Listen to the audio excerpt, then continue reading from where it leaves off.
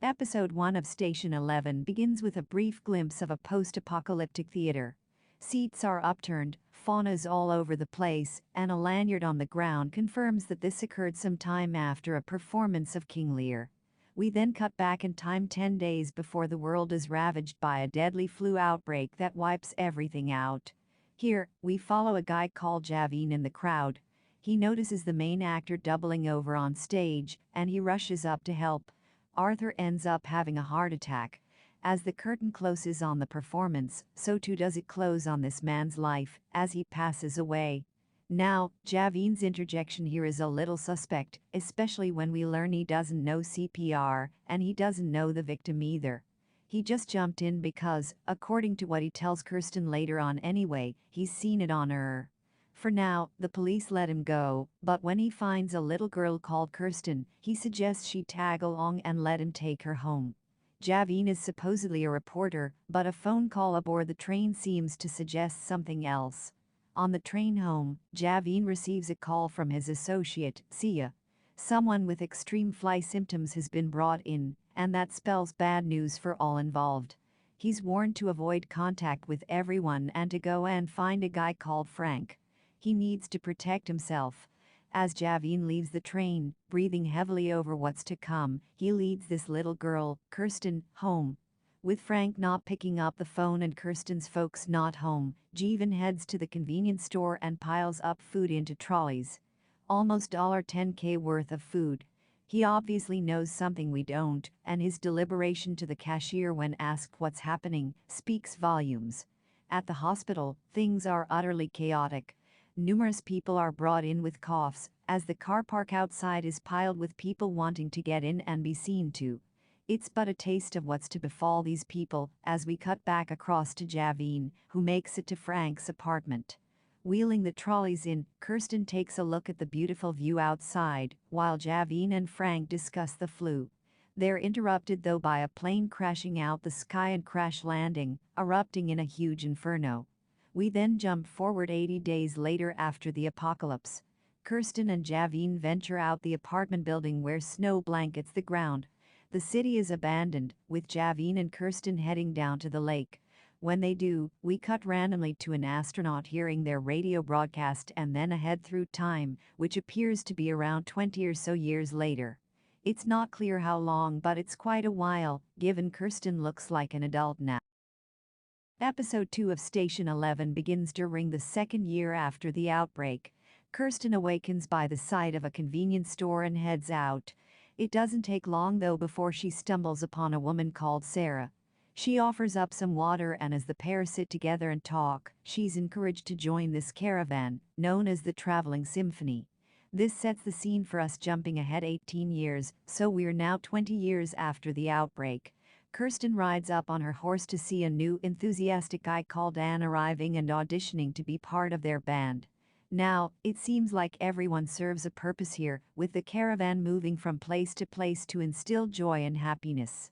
In order to prove his worth, Sarah and the others encourage him to recite President Whitmore's big speech from Independence Day. This allows him to join the caravan. The tone here is utterly bizarre, shifting from tense and bleak across to a more light-hearted and easygoing. That directly contrasts Kirsten though. She's haunted by what's happened in the past, with specific flashes of Frank and Jeevan telling her to run from something. It's not initially clear in truth, as we continue to see more of this caravan and their day-to-day exploits around teasing glimpses of a more interesting past timeline. Now, it would appear that these guys have been on the move for a long time, but with one among them heavily pregnant, Kirsten isn't best pleased when Karen, the midwife, makes the call for them to stick around and hang tight. Kirsten comes across as pretty unreasonable here, shrugging off this expectant mother and warning that there could be wolves about. Now, we know absolutely nothing about these people, and the world itself is still largely unknown. Instead of actually learning who these boys and girls are, we instead cut to another performance, this time of Hamlet. To be fair to Station 11, Jeevan is still knocking about, and the pair do share some nice moments interspersed through the episode. However, given the intense focus on Jeevan during the first episode, the sudden jarring switch to focus on Kirsten instead feels like it comes out of left field. In the midst of this, we cut back in time to the apartment once more. Kirsten has not been eating, and with no reply from her mum, a horrible message comes in. The body of the owner of this phone is located in the morgue at Lakeview Memorial Hospital. Do not come here. This confirms the worst, as Kirsten is forced to relive this horrific ordeal. Back in the present, the performance ends and a man approaches Sarah and Alex. He invites them along to the Museum of Civilization, but they reject the offer, deciding to stay where they are for now. As another song breaks out, in the midst of this we do hear about a certain prophecy that seems to be doing the rounds. How this ties in with Kirsten and the traveling symphony, though, remains to be seen. Episode 3 of Station 11 begins with a shift to a completely different character. We're in Chicago 2005 and following Miranda, who applies for a big job that'll change her life forever. Fast forward to 2020 and she's high-flying in her career. Miranda has dedicated her life to this and eventually heads up to visit Arthur Leander. Interestingly, she's the one who has the Station 11 book handed over to him personally. This coincides nicely with Kirsten's flashback, which includes her asking about this. It's a nice way to tie things together and adds more context to scenes we've seen before. Now, their ties link back to an earlier scene where Arthur first met Miranda in a coffee shop, requesting to buy her work for $1,000. The editing doesn't make that very clear though, as we jump back to 2020. After Miranda's work trip in Malaysia, things begin to descend. There are less people at the office, and some of the workers begin wearing gas masks. Now, without warning, we cut forward again to see Miranda scribbling a symbol on an oat, the same symbol we saw imprinted on Kirsten's wrist during episode 2. Back in Miranda's apartment, she receives a call from Leon, her boss. He confirms that the flu has mutated and she needs to get out. Specifically, she needs to head down to the shore and hop aboard a tanker called Robespierre. It's 10 miles offshore, and the captain there owes Leon a favor, so he's good value for this. That should be enough to get her out. In the elevator, Miranda rings Arthur and tells him to hang tight in Chicago, encouraging him to stay safe. There's a really beautiful shot here that cuts back to Chicago again through the elevator doors, but it simultaneously highlights the problem this show has. There are several scenes interconnected here that have no expository text to explain what time frame we're in, flashbacks within flashbacks, flashception, that are actually in the past, allowing us to see more of Miranda and Arthur's tumultuous relationship. Eventually, though, we slam back to 2020 again as Miranda makes it to the shore. When she gets there, she receives word that Arthur has died. It's enough to shock her into submission, falling over and smacking her head. Some of her shock stems from the past, as we cut back once more to see how much time and dedication she's putting into this book. Everything goes awry during a dinner party that night, though. When she finds out Arthur has shown off her work without consent to Elizabeth, Miranda is livid. Although it's brushed off earlier on as a misunderstanding and not an affair, Clark confirms the brutal truth. As she sits by the pool, Miranda believes that the book has ruined her life. That evening, she packs up her things and decides to leave, having had enough. Just before she goes, though, she burns the workshop she's worked so hard to work in, destroying all semblance of the spaceman and the Station 11 work. However, that was in the past, and it also explains Arthur's words earlier on in the episode. This explains its significance to this story. That doesn't stop Miranda from searching for Arthur online, which in turn leads her to Kirsten's social media profile. It's a futile effort to connect the dots in truth, one that eventually leads Miranda into realizing how pointless all of her work actually is during her meeting with the Chinese. As the episode closes out, Miranda doesn't make it aboard the Robespierre, heading back to her hotel room and taping up all the walls and doors to make sure she's completely concealed inside. Just prior to this, during her teary breakdown at the meeting with the Chinese, her conflicted feelings about leaving or staying with Arthur make more sense. The episode closes out with a heartbreaking flashback as Miranda leaves Arthur. In the present, Miranda sees the gold spaceman, the protagonist of the Station 11. Episode 4 of Station 11 begins out in the freezing wilderness. Kirsten trudges through the snow as our past timeline begins to take shape alongside the present-day drama with the traveling symphony. In the present, it's been a week since Kirsten's run-in with that mysterious stranger and the group are on the move, returning to Pinktree. Kirsten does her best to remind Alex that the world is a dangerous place, imploring her not to talk to strangers. Now, Pinktree is fronted by Gil and a whole bunch of professors who live across this golf course. There never used to be animosities, but since Gil had a second marriage to a woman named Katrina, things have been complicated. However, in the midst of all this, a stranger appears on a bike. He greets the symphony and once more invites them along to the Museum of Civilization. Kirsten is the only one who happens to be suspicious, while Sarah gratefully snatches up a seat he offers, but lets him know they won't be going there. "Third time's a charm," he says cheerfully as he leaves. Now, remember that drama with the stranger who Kirsten stabbed at the end of episode 2?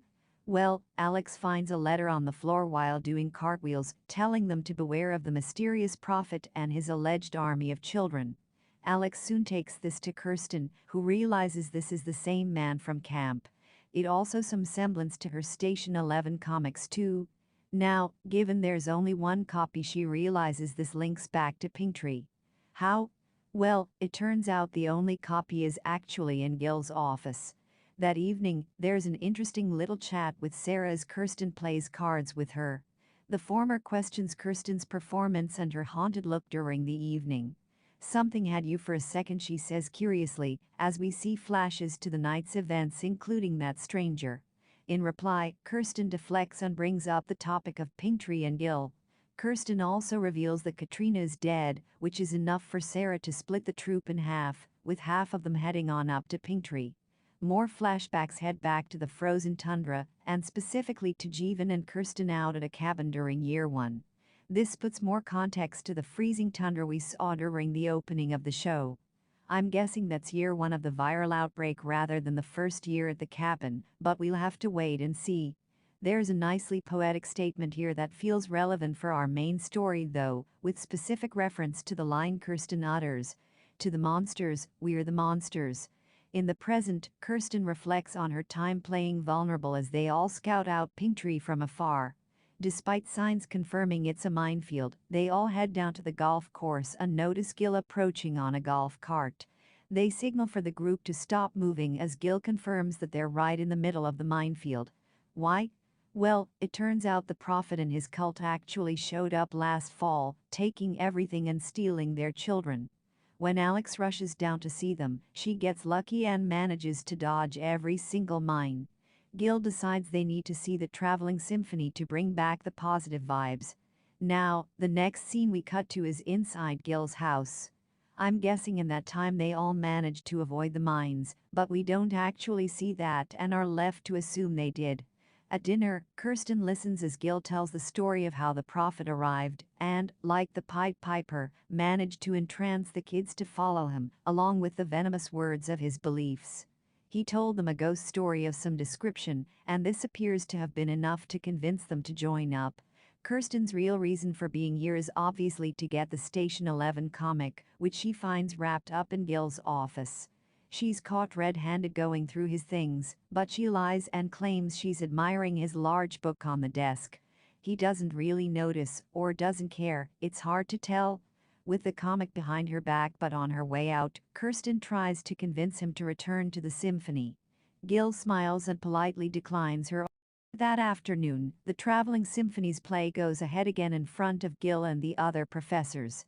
Alex is absolutely buzzing after putting on a brilliant performance and calls out the traveling symphony's rules and regulations. Interestingly, Kirsten sees a lot of her younger self in Alex, who's naive and not as battle-hardened as her. There's some really nice overlapping flashbacks here, as Kirsten's words echo that of Javin's from their time up at the cabin.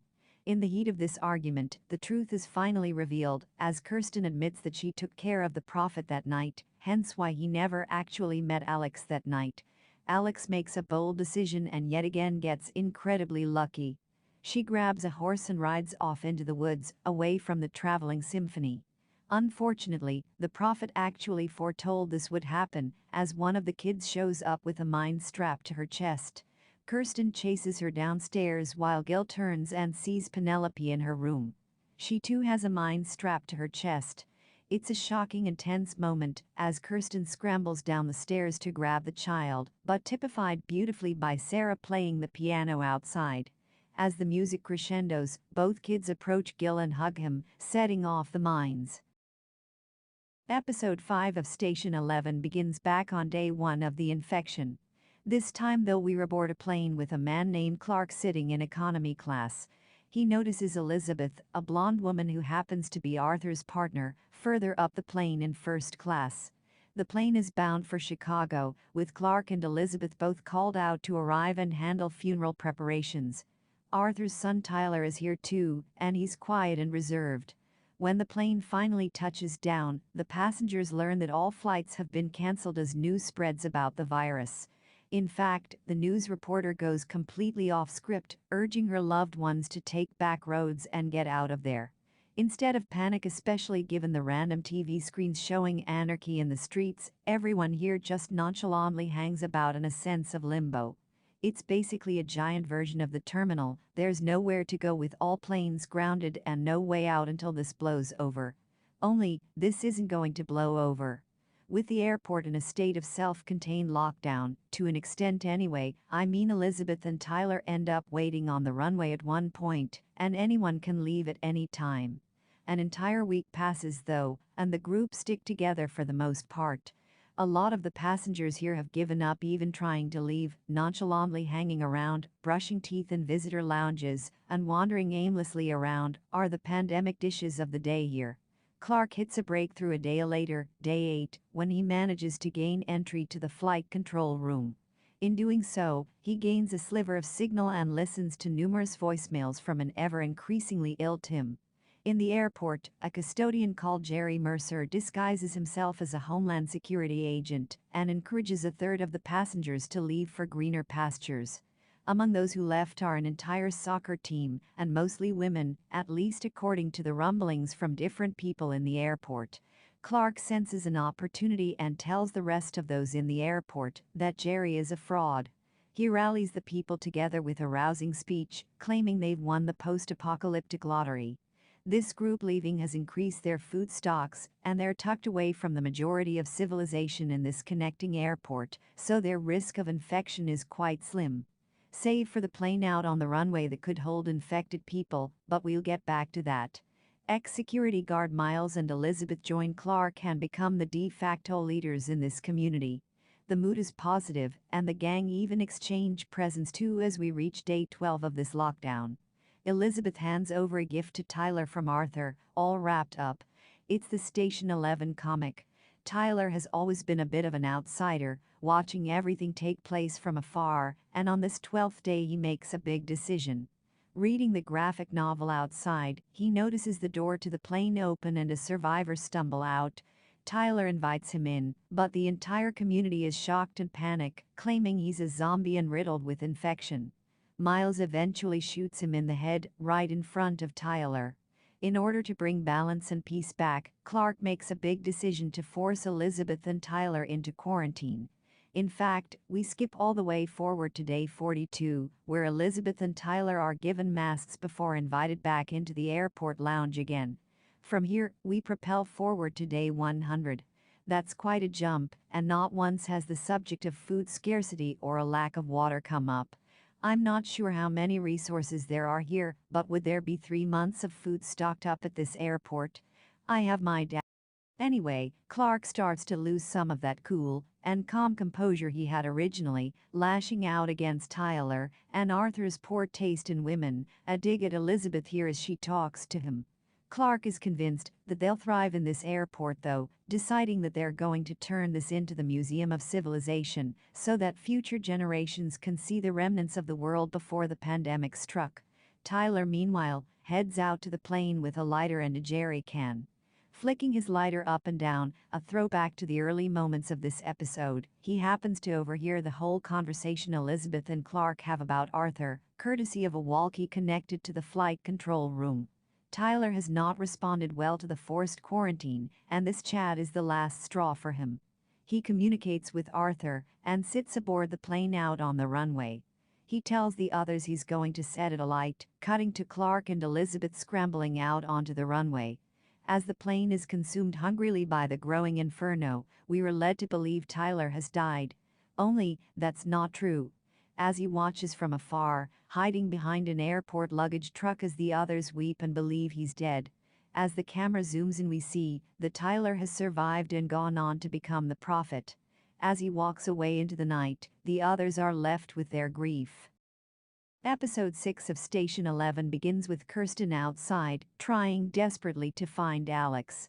Now, her ties to this child link all the way back to the early days of the traveling symphony, with Gil leaving Kirsten to look after her.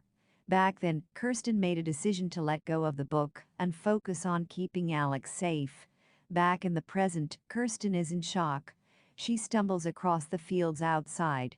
In the distance, she notices a fire and rushes up to find the billboard ablaze. With the prophet striking out, this is an ominous warning to show that he's intending to kill the traveling symphony. In the morning, Alex rocks up out of one of the caravans. It turns out she actually stayed with the symphony that night. She was thrown off her horse on the way out, and she trundled back into camp, shacking up with the others.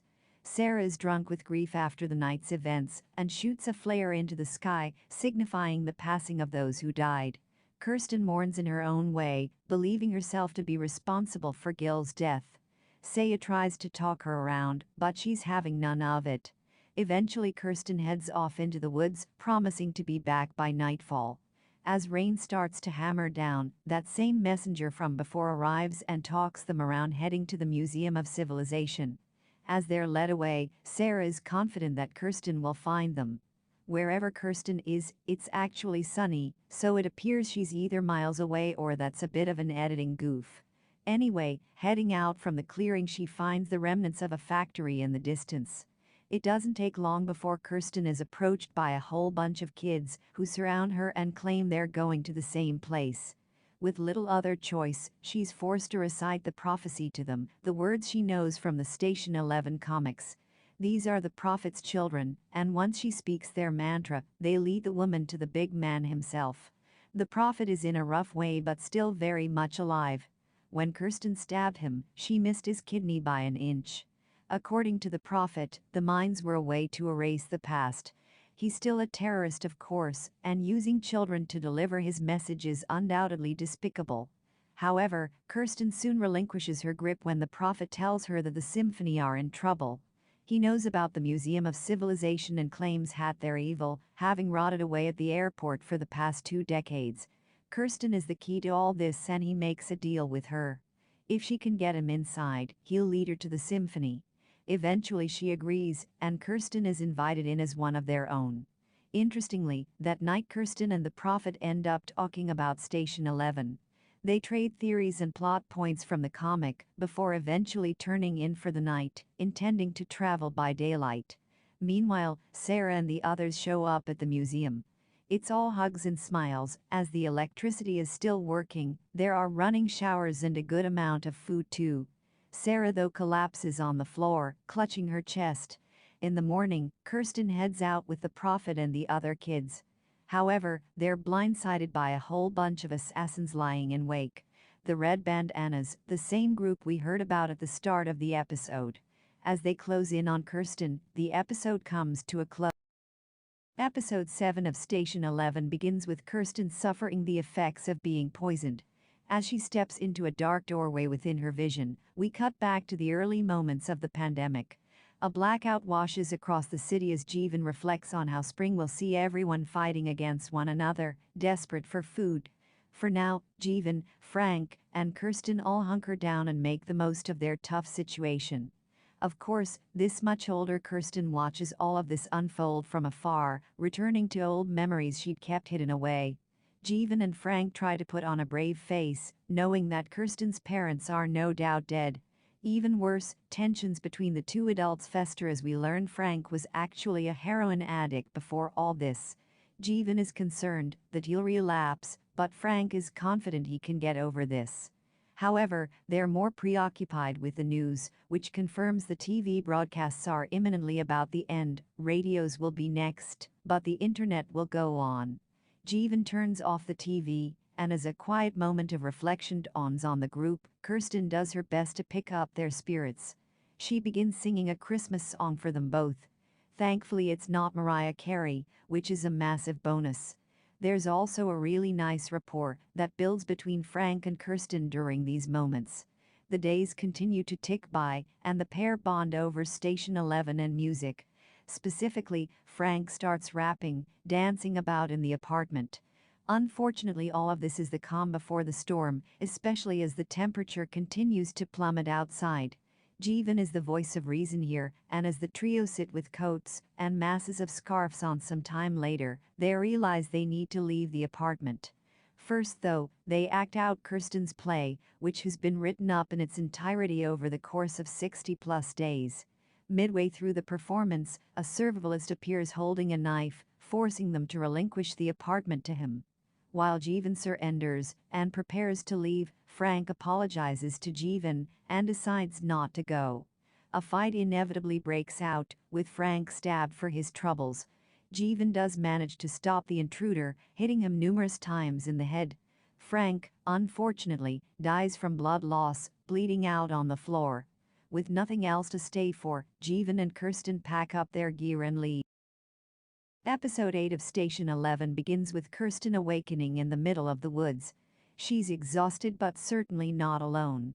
Tyler is with her, of course, and he hands over the Station 11 comic. As they continue on, a strange man in a gas mask holds a gun up to them and demands to know who they are. Kirsten has been in this situation before, given what happened in Frank's apartment, and she smiles warmly. As warmly as you can with a gun to your head, of course. She tells him they're part of the symphony. At the airport, Clark is a much older man now, but he's no less deterred about keeping the place infection-free. Elizabeth is there too, and she soon receives word of Kirsten and the prophet out by the lake. She implores Clark to open the doors, reinforcing how there's no infection outside. Clark, though, is not so sure, bound by his own paranoia. He's going to interview Kirsten and this mysterious prophet himself, unaware that this is actually a returning Tyler. With hazmat suits and face shields, Kirsten and the prophet arrive at the Museum of Civilization.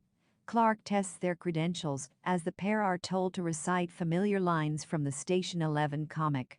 The same scene, ironically, that Jeevan and Frank performed back in the apartment before the intruder showed up.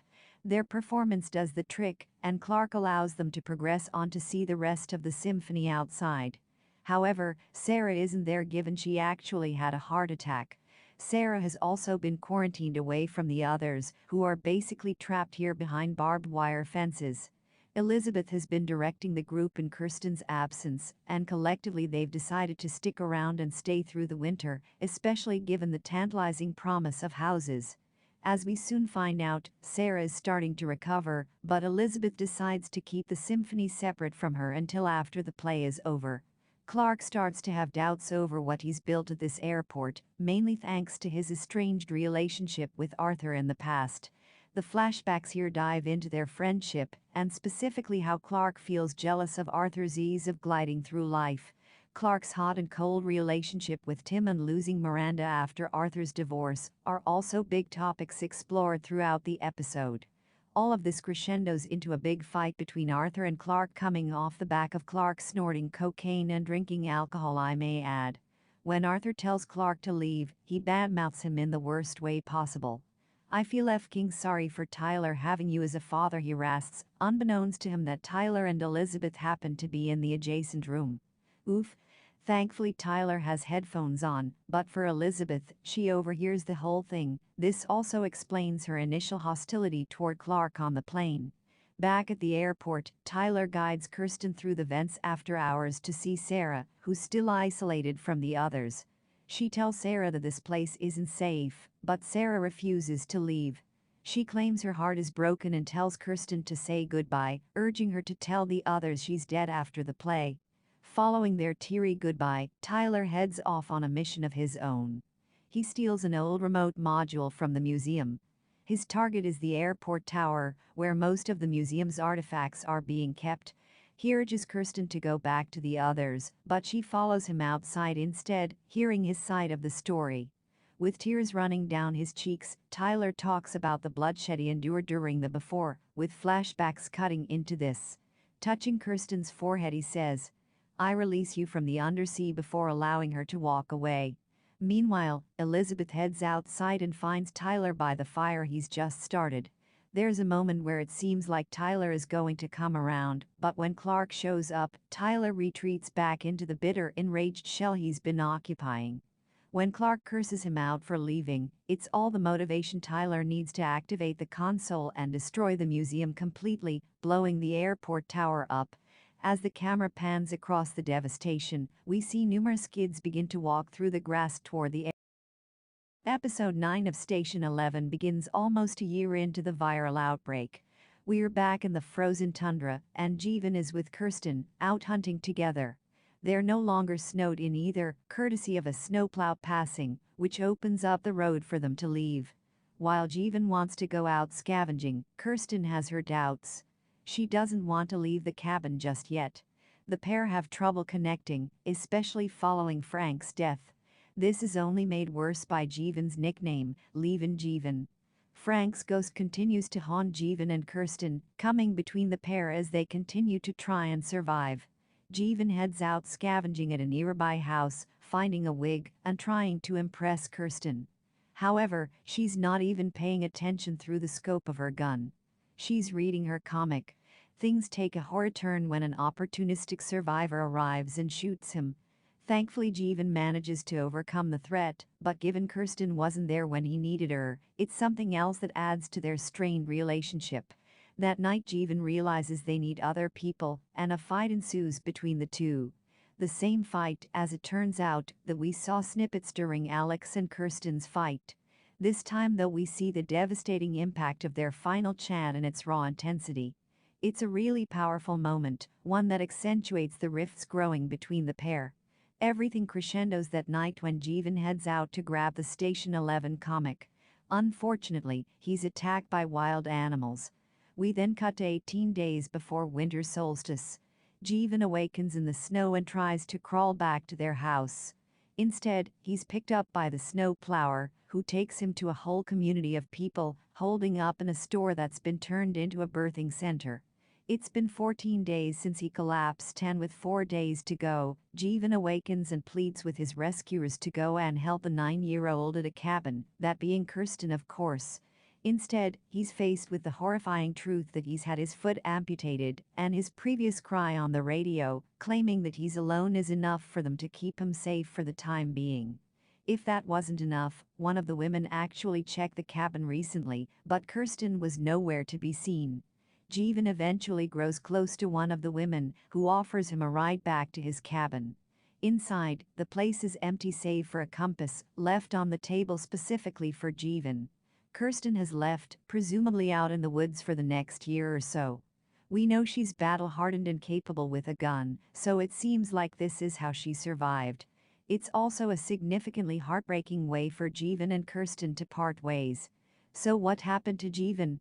Well, fast forward to year 20 and Jeevan is now Dr. Chaudhary, and he's with that woman we saw him leave with before. How does Miranda's story end?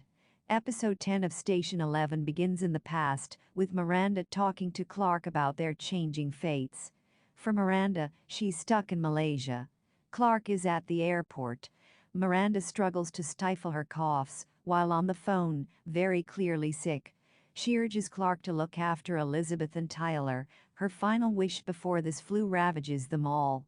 Miranda checks the plane from her laptop and does her best to liaise with the pilot to make sure the plane, that touches down from Chicago, doesn't let anyone out.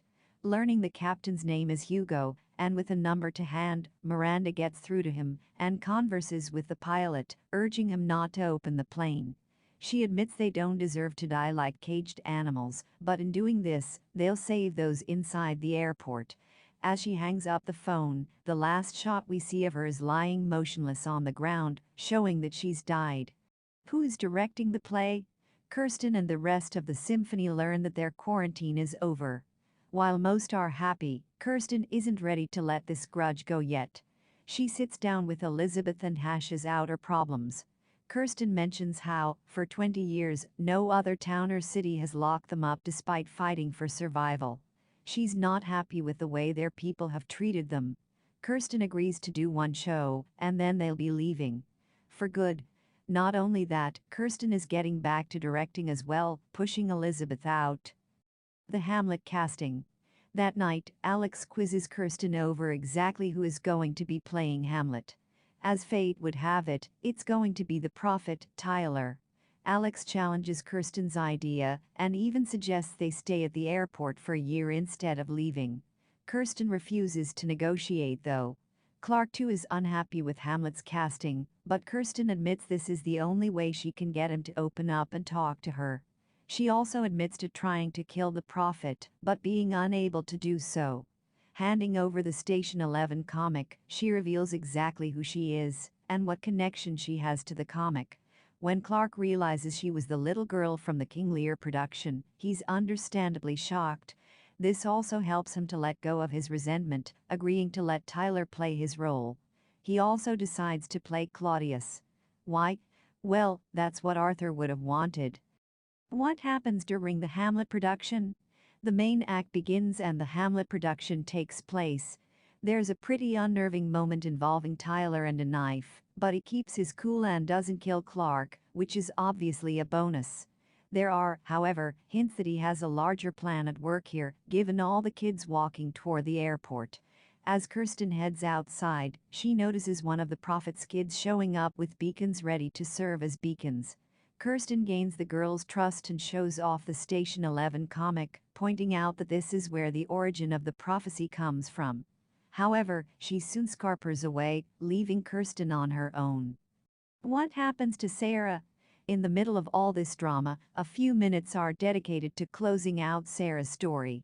After her heart attack several episodes ago, she never recovers from her injuries. Kirsten hears chatter on Clark's radio, revealing that the conductor is dead. This is, of course, referring to Sarah. She's later informed directly that Sarah hasn't made it, leaving the symphony in need of a new conductor for the future. Does Tyler reconnect with his mum?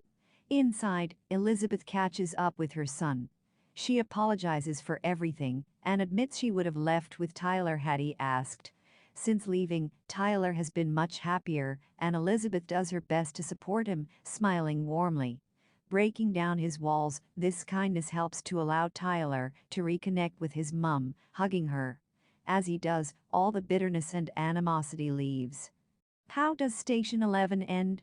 As music picks up that night, following the lights being turned back on, Kirsten reconnects with Jeevan again, who finds his way back to her.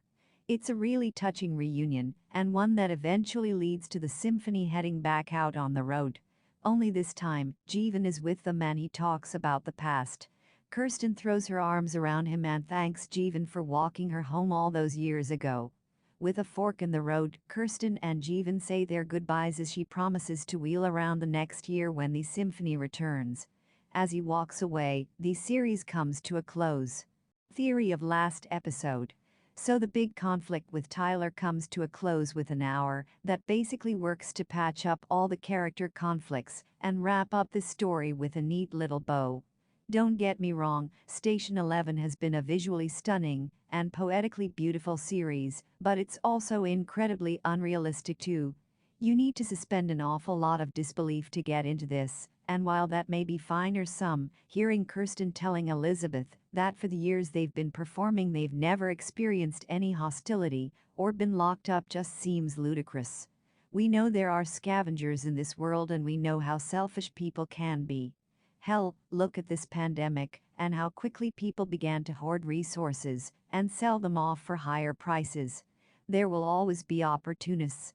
However, Station 11 has been less about actually surviving and more about how important the arts are. In that respect, this has been a really enjoyable watch. The highlight of the episode, though, is the reunion between Kirsten and Jeevan.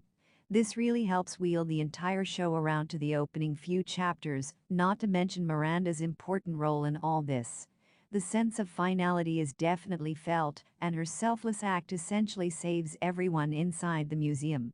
Station 11 has been an enjoyable watch over the weeks, with a final episode that rounds everything out with a neat little bow. While it seems unlikely that there will be a second season, there's certainly room for this one to grow. For now though, the symphony keeps on marching on, singing and performing in this incredibly peaceful world.